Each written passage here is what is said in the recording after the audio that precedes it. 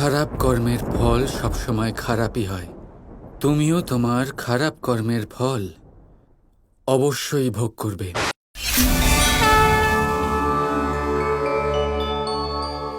অনেক কিছুই বলতে চাই আয়ান, কিন্তু একটাই কথা বলবো।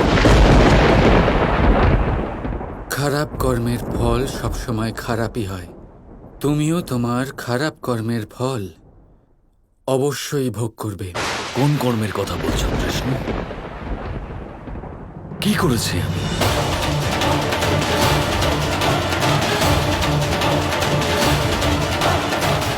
তুমি এর সাথে কথা কেন বলছো কানাই? আয়ান,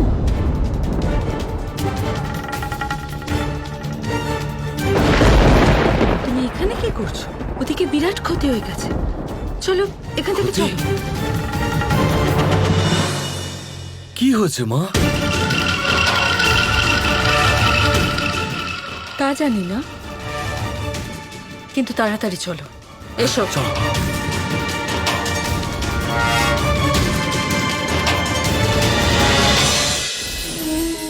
সাপ,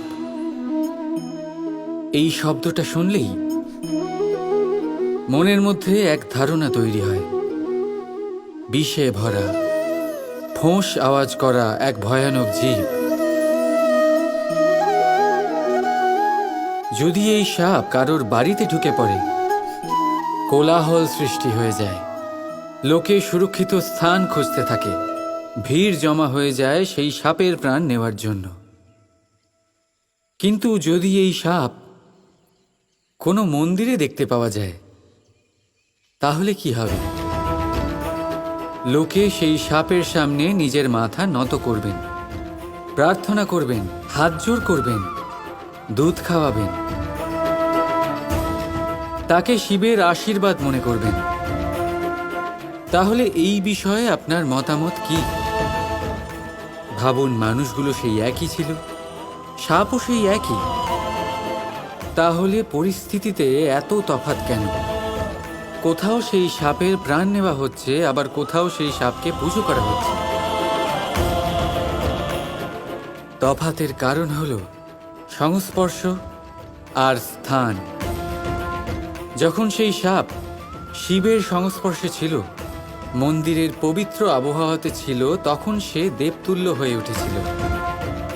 নয়তো সে আমাদের কাছে শত্রুই ছিল, তাই না?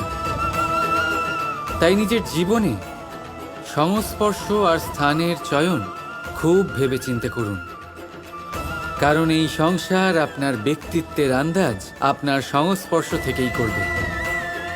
আর হ্যাঁ, এখানে বিষয় ধনী বা গরিবের নয়, এখানে বিষয় হল সংস্কারী আর সদাচারীর সঙ্গে। সদাচারীর সঙ্গ সবসময় সম্মানের কারণ হয়।